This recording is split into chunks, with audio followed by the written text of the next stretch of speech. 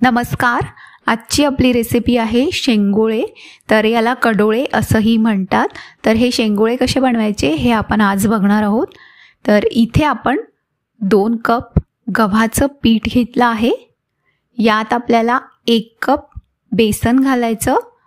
तर तुम्ही यात 2 ते 3 टेबलस्पून ज्वारीचं पीठ पण घालू शकता. इथे आपण चवीप्रमाणे मीठ घातलं, अर्धा टीस्पून हळद, 1 टीस्पून तिखट आणि 1 टीस्पून ओवा, 2 टेबलस्पून तेल आणि हे सगळं घातल्यानंतर आपल्याला हे हाताने असं छान मिक्स करून घ्यायचं आणि यात पाणी घालून याचा घट्ट असा डो बनवून घ्यायचा. आणि डो तयार झाल्यानंतर आपण हा 15 ते 20 मिनिट सेट होण्यासाठी ठेवणार आहोत. तर इथे आपले 15 ते 20 मिनिट झालेले आहेत आणि जो डो आपण बनवला आहे त्याच्या आपण अशा काही पोळ्या लाटून घेणार आहोत. तर अशा मोठ्या साईजच्या आपल्याला या पोळ्या लाटायच्या आहेत. तर इथे आपण ही अशी मोठी एक पोळी लाटून घेतली आहे आणि या पोळीला आपल्याला तेल लावून घ्यायचं. तर छान भरपूर असं या पोळीला आपल्याला तेल लावायचं आणि याचा रोल बनवून घ्यायचा. तर इथे ही पोळी लाटून झाली आहे. याला आपण असं तेल लावून घेतलं आणि याचा हा रोल बनवला आहे. या रोलचे आपल्याला काप करून घ्यायचे. तर असे आपण हे काप करून घेतले आणि याचे आपल्याला शेंगोळे बनवायचे आहेत. तर असं हे आपल्याला हाताने रोल करून हे असे रोल छोटे छोटे रोल बनवायचे आणि याचे हे असे आपल्याला शेंगोळे बनवायचे आहेत. तर असेच सगळे शेंगोळे आपण बनवून घेणार आहोत. तर बनवायला सोपे आहेत. तर असे सगळे हे आपण बनवून घेणार आहोत. याच्या आधीही मी भरपूर रेसिपीजचे व्हिडिओज अपलोड केलेले आहेत, बघायला विसरू नका. आणि अशाच आणखी रेसिपीज बघण्यासाठी सबस्क्राईब नक्की करा, बेल आयकॉन प्रेस करा, म्हणजे तुम्हाला आमच्या येणाऱ्या रेसिपीज बघता येतील. तर काही याच्या आपण या अशा पोळ्या बनवणार आहोत. तर इथे आपण थोडी पातळ पोळी आपल्याला लाटायची आहे आणि या पोळीला तेल लावून याची अशी ही फोल्ड करून घ्यायची आणि याचे काप करून घ्यायचे.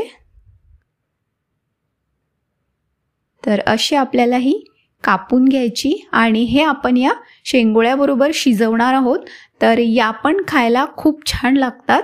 तर काही याच्या आपण अशा या पोळ्या बनवल्या आहेत आणि काही याचे शेंगोळे बनवले आहेत. तर याला आपण आता याच्यासाठी पाणी फोडणी देणार आहोत. तर इथे आपण 3 ते 4 टेबलस्पून तेल घेतलं. यात 1 टेबलस्पून लसूण, जिरं आणि अद्रकची पेस्ट घातली, अर्धा टीस्पून हळद घातली आणि लसूण, जिरं, अद्रक आणि कोथिंबीरीची पेस्ट आपण अशी छान परतवून घेतली आहे. आणि यात आपल्याला कांदा आणि धनेपूडची पेस्ट घालायची आहे 2 टेबलस्पून. तर कांदा आणि धनेपूड पेस्ट आपण घातली आहे 2 टेबलस्पून. आणि हे असं परतवून घेतल्यानंतर खोबऱ्याची पेस्ट आपण यात घालणार आहोत 1 टेबलस्पून. तर हे सगळे ओले मसाले कसे बनवायचे याची लिंक डिस्क्रिप्शन बॉक्समध्ये दिलेली आहे, बघायला विसरू नका.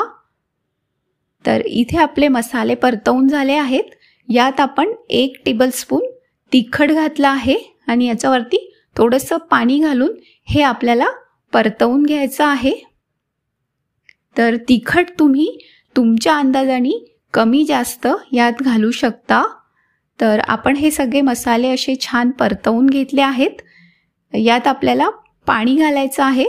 तर इथे मसाला परतवून झाला आहे आणि यात आपण 4 कप पाणी घालणार आहोत. तर पाणी तुम्ही तुमच्या अंदाजाने कमी जास्त यात घालू शकता.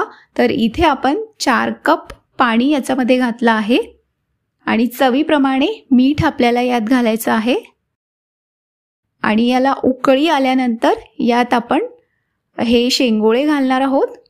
तर पाण्याला छान उकळी आली आहे आणि हे शेंगोळे आपल्याला याच्यामध्ये घालून छान शिजवून घ्यायचे आहेत.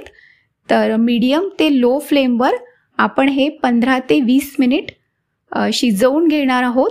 तर सोपी रेसिपी आहे आणि चवीला खूप छान होतात आणि जुनी रेसिपी आहे, हेल्दी पण आहे. तर नक्की करून बघा.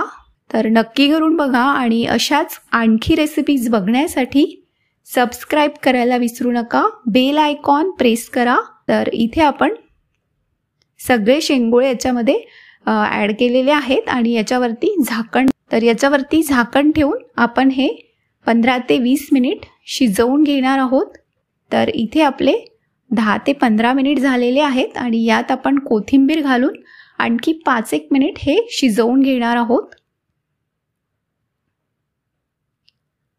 तर नक्की करून बघा आणि तुम्हाला आमची रेसिपी कशी वाटली ते आम्हाला नक्की कळवा आणि अशाच आणखी रेसिपीज बघण्यासाठी सबस्क्राईब नक्की करा.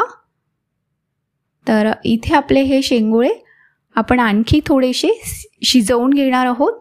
तर इथे आपले 20 मिनिट झालेले आहेत आणि हे शेंगोळे छान शिजलेले आहेत. तर तुम्ही बघू शकता. तर इथे आपले शेंगोळे तयार झालेले आहेत. तर तुम्हाला आमची रेसिपी कशी वाटली ते आम्हाला नक्की कळवा आणि अशाच आणखी रेसिपीज बघण्यासाठी सबस्क्राईब करायला विसरू नका.